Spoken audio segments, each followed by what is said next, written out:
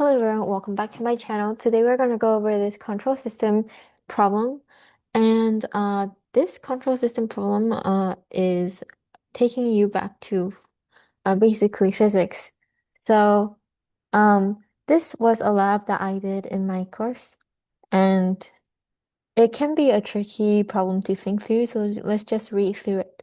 Figure 1. A cart rides along the top surface of a balance beam which is supported by a pin joint. The coordinates y, r, and theta are measured from the equilibrium state in which the beam is horizontal as depicted on the left. A non-equilibrium state is depicted on the right. Here, d is a constant distance between the pivot and a line parallel to the top surface of the beam and passing through the center of mass of the cart. Use this figure for problem 2.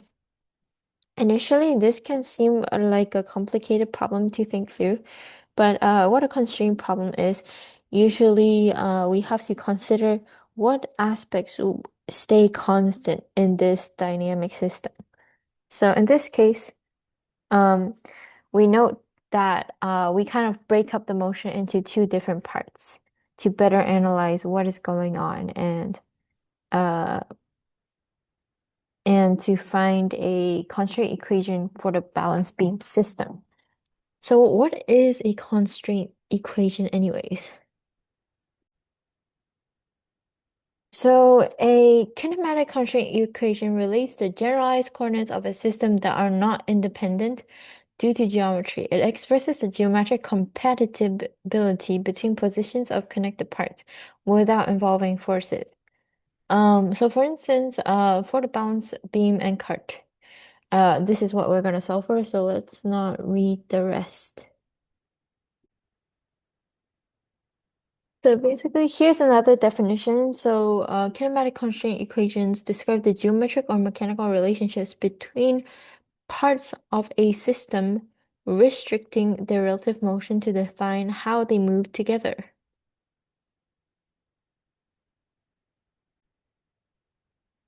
So, for instance, in this problem, we note that d must stay constant, and d is the distance from the top of the balance beam to the pivot. And also, the pivot is fixed, so it definitely does not move. The only thing that is sliding is the cart.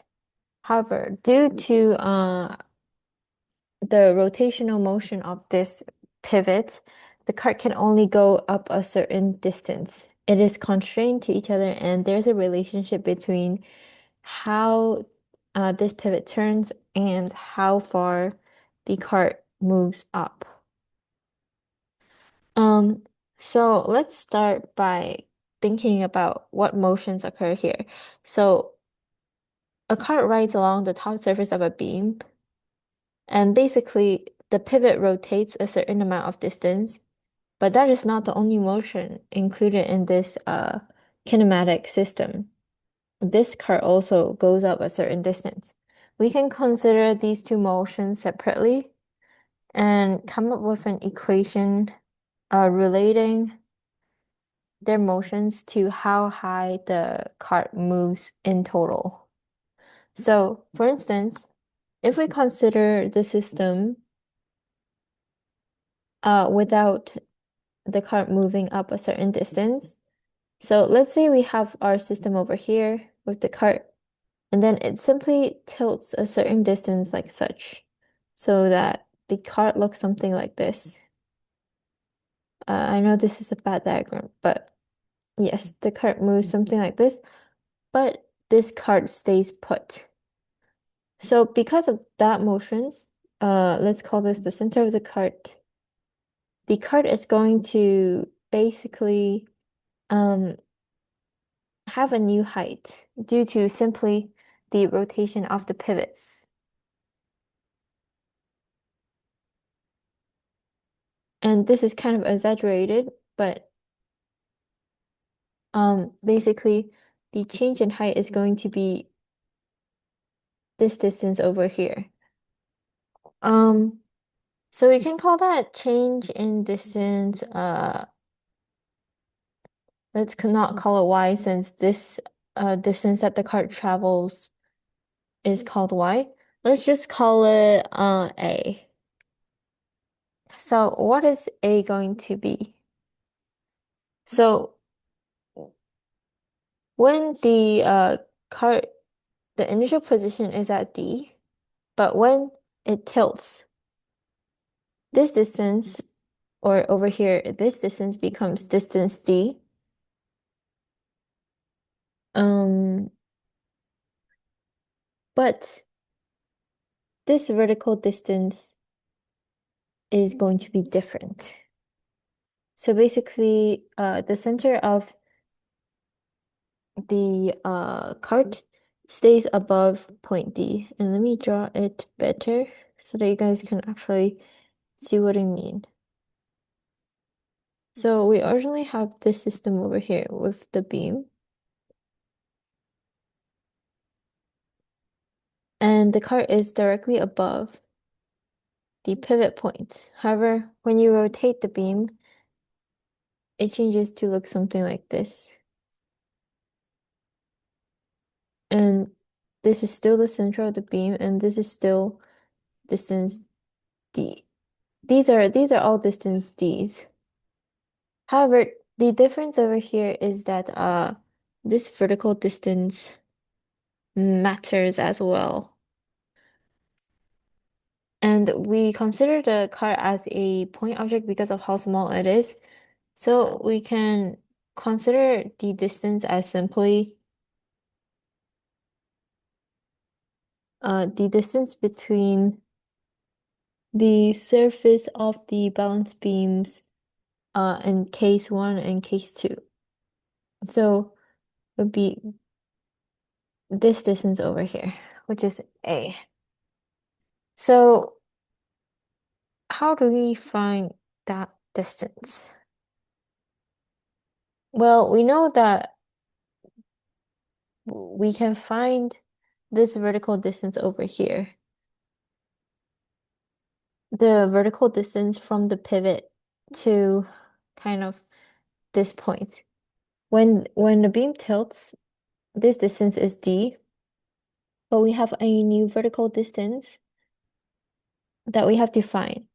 And when we find that vertical distance, we note that relative to the original position that the pivot was at, because if you rotate D this way, you're going to have that it extends somewhere over here. So this is basically the original position of the cart. So this distance will be A, which is going to be D, and then this distance over here is actually the cosine theta. So D minus D cosine theta gives us how far the cart moves down, because if the cart did not move this distance, it is going to stay here.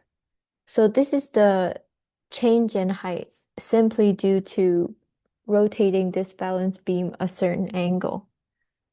And A, let's call it A, is going to be equal to D minus D cosine theta. However, that is not the only motion present in this diagram. We can now consider the motion of the cart up the beam and consider what vertical height it contributes to our system. So like the cart moves from here to here. Because of that, there's going to be some change in elevation relative to um relative to this point over here. And that change in height is going to be equal to, this one is also theta by geometry, since this angle over here is theta. So we want to consider what this change in height is, and let's call it B. So when the cart slides up this ramp, keeping the balance beam in this position, tilted like this, and only considering the motion of the cart up the balance beam, we have that the final position of the cart is equal to uh where it was initially, plus this distance is r because it moves up r distance. So B is going to be equal to r sine theta by geometry, since this distance over here is equal to r. So we know that the total elevation height change of the cart from the combined effects of tilting the balance beam and moving the um, cart up the balance beam is going to be equal to uh, the original vertical position of the cart, which is D, minus D cosine theta, because we tilted the balance beam, and then plus R sine theta. And that is going to be equal to Y, which is vertical, the vertical location of the cart. So Y is equal to D minus D cosine theta plus R sine theta. And we can factor this as D um D minus D cosine theta.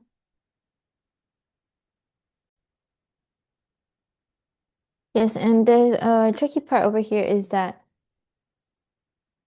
A is actually negative since the cart actually moves down. So don't forget to add that.